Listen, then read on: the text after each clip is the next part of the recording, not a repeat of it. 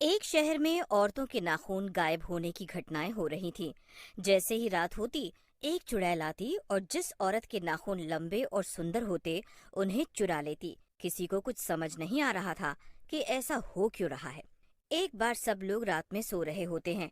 चुड़ैल राखी के घर घुस जाती है और उसके नाखूनों को चुरा लेती है। अगली सुबह जब राखी उठती है तो उसके नाखून गायब होते हैं और उनकी जगह खून निकल रहा होता है। अरे नहीं, मेरे नाखून कहाँ गए? और ये खून, आह, आह, कितना दर्द हो रहा है। अरे राखी, क्या हुआ? और ये तुम्हारे नाखूनों से खून कैसे निकल रहा है? देखो ना, पता नहीं ये क्या हो गया है। मेरे कितने सुंदर नाखून थे। मैंने कल ही पार्लर से इन्हें सुंदर सजवाया था और ये क्या हुआ मुझे नहीं पता। मैं तो आराम से सो गई थी, तब तो ये ठीक थे। राम को कुछ भी समझ नहीं आता कि राखी के साथ क्या हुआ। राम अपने दोस्त रोहन के घर जाता, उससे इस बारे में बात करता है। उसकी बीवी चमेली बहुत ही सुंदर होती है और उसे सजने संवरने का बहुत शौक होता है। अरे भैया, आप आओ आओ, भाभी को भी ले आते, अकेले अकेले ही आ गए। नहीं, उसकी तबीयत कुछ ठीक नहीं है। क्यों भाई, क्या हुआ भाभी को? राम उसे सारी बात बताता है। हाँ यार, कल भी एक दोस्त मिला, वो भी यही बता रहा था। पता नहीं आखिर क्या हो रहा है। चमेली, तुम भी ध्यान से रहना। हम्म। अजी, क्या कह रहे हो? मुझे तो अपने बालों, नाखूनों और अपने शरीर की हर एक चीज से बहुत प्यार है। डरो नहीं आप, मुझे कुछ नहीं होगा। फिर रात हो जाती है और डरावनी डरावनी आवाजें आने लगती हैं और एक चुड़ैल उड़ती हुई आती है और सोचने लगती है कि अब किसे अपना शिकार बनाया जाए। तभी उसकी नजर एक औरत पर पड़ती है। वो अपने पति के साथ छत पे सो रही थी। चुड़ैल उसके पास जाकर खड़ी हो जाती है और उसे देखने लगती है। अरे, इसके नाखून तो बिल्कुल छोटे हैं। लगता है सारा घर का काम करने के साथ साथ और भी लोगों के घर का काम भी यही करती होगी। कहीं और जाती हूँ। चुड़ैल पूरी रात यहाँ वहाँ घूमती है, लेकिन उसे उस दिन कोई शिकार नहीं मिलता। फिर वो सोचने लगती है, लगता है नाखून की चोरी की घटनाएं ज्यादा होने के कारण लोग चौकन्ने हो गए हैं और मुझे अब पता भी नहीं चल रहा कि किसके नाखून लंबे और सुंदर हैं। चुड़ैल उस रात मायूस होकर वहां से जा रही होती है कि तभी उसे एक ब्यूटी पार्लर दिखता है। अरे वाह, मिल गया आइडिया। अब मैं इस ब्यूटी पार्लर पे ही ध्यान रखूंगी और जो औरत यहाँ से अपने नाखूनों को सही करा के निकलेगी, उसी को अपना शिकार बना लूंगी। फिर अगले दिन चुड़ैल ऐसा ही करती है। रीमा ब्यूटी पार्लर से सज सवर कर निकलती है। वो औरत और उसके नाखून बहुत ही सुंदर लग रहे होते हैं। चुड़ैल उसे देख लेती है और फिर आधी रात होते ही उसके घर पहुंच जाती है और उसके नाखून चुरा लेती है। रीमा के हाथों से खून निकलने लगता है और दर्द से उसकी नींद खुल जाती है। हे भगवान, ये चुड़ैल अंदर कैसे आ गई? अरे, अरे मर गई रे। इस नास मीठी ने तो मेरे नाखून ही ले लिए। आज ही मैंने इन्हें इतना सुंदर सजवाया था। तभी चुड़ैल चली जाती है। अरे रुक जा नास मिट्टी, कहाँ जा रही है? मेरे नाखून लेकर उड़ी जा रही है। अरे रुक जा, मैं तुझे नहीं छोड़ूंगी। वो चुड़ैल का पीछा करती है, लेकिन चुड़ैल कहीं गायब हो जाती है। तभी उसका पति राहुल भी वहां आ जाता है। अरे क्या हुआ रीमा, तुम यहाँ चिल्लाते हुए क्यों आ गई? अजी देखिए ना, चुड़ैल मेरे सारे नाखून ले गई। अब मैं क्या करूं? तुम ठीक तो हो ना? चुड़ैल ने तुम्हें और कोई नुकसान तो नहीं पहुंचाया? चलो, कोई बात नहीं, अभी तुम चुप हो जाओ और अब चलो यहाँ से। वो चुड़ैल फिर से ना आ जाए, यहाँ हमारी जान को खतरा है।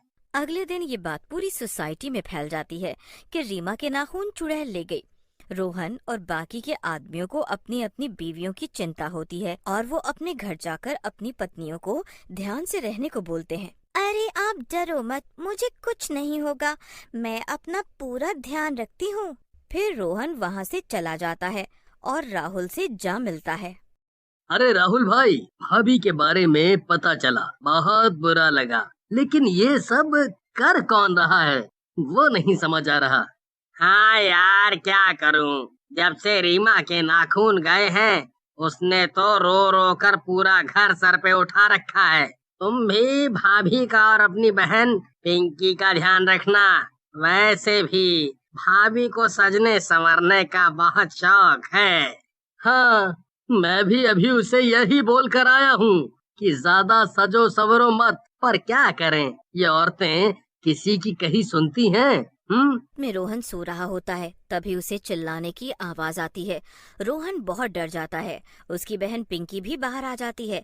रोहन को चमेली कहीं नहीं दिखती। पता नहीं भैया, भाभी तो आपके साथ सो रही थी ना, मुझे कुछ नहीं पता, मैंने कुछ नहीं किया।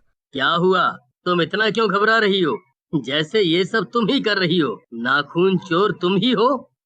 अरे कहीं चुड़ैल ने इस बार चमेली को ही अपना शिकार तो नहीं बना लिया। चलो चलो बाहर चलकर देखते हैं, आओ जल्दी। बाहर एक औरत बहुत रो रही होती है। अरे नहीं, मैं तो लुट गई, बर्बाद हो गई, चुड़ैल मेरे नाखून ले गई, हाय रे। अरे भाई क्या हुआ, सब ठीक तो है ना? नहीं रोहन, कुछ भी ठीक नहीं। आज इन भाभी के वो चुड़ैल नाखून ले गई, बहुत बुरा हुआ इनके साथ भी।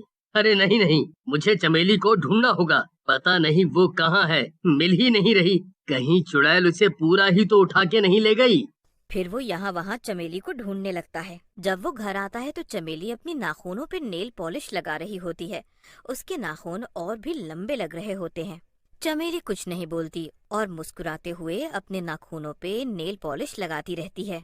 फिर अगली सुबह सोसाइटी में सब्जी लेने वाली आती है।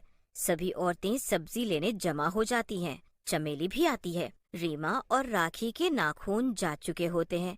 वो बहुत दुखी होती हैं, पर सब जब चमेली के नाखूनों को देखते हैं तो हैरान रह जाते हैं।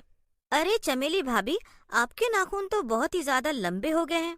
हाँ सही कहा, मैंने तो आज तक इतने लंबे नाखून किसी के नहीं देखे। नकली है क्या भाभी?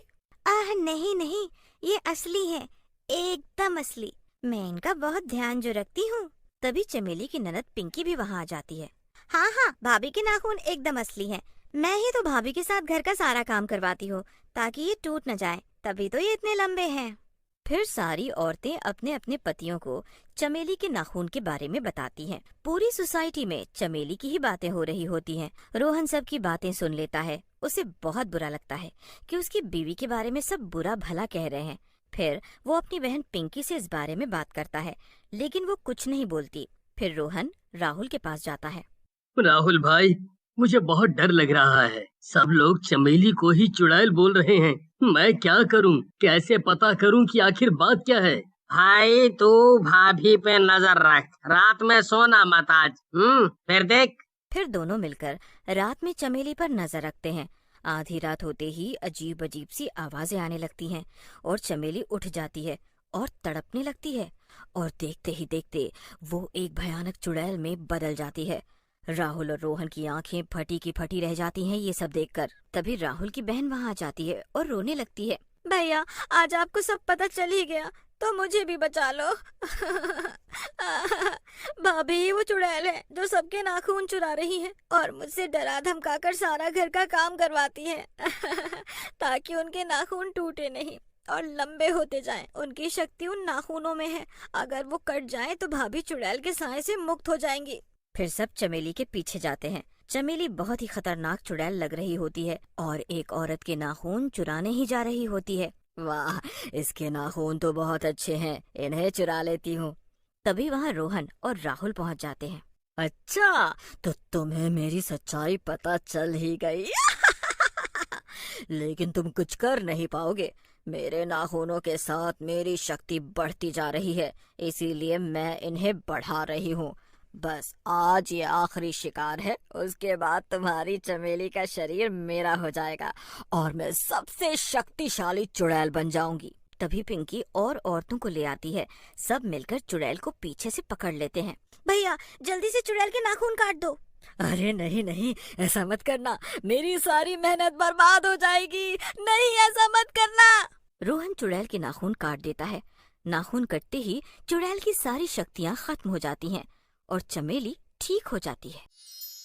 नमस्ते दर्शकों, मेरे वीडियो को लाइक कीजिए, चैनल को सब्सक्राइब कीजिए और बेल आइकन को प्रेस कर दीजिए और बने रहिए हमारे साथ रोमांचक वर्ल्ड में। तो दोबारा मिलते हैं नई स्टोरी के साथ। अब तक अपना बहुत ध्यान रखिएगा। धन्यवाद।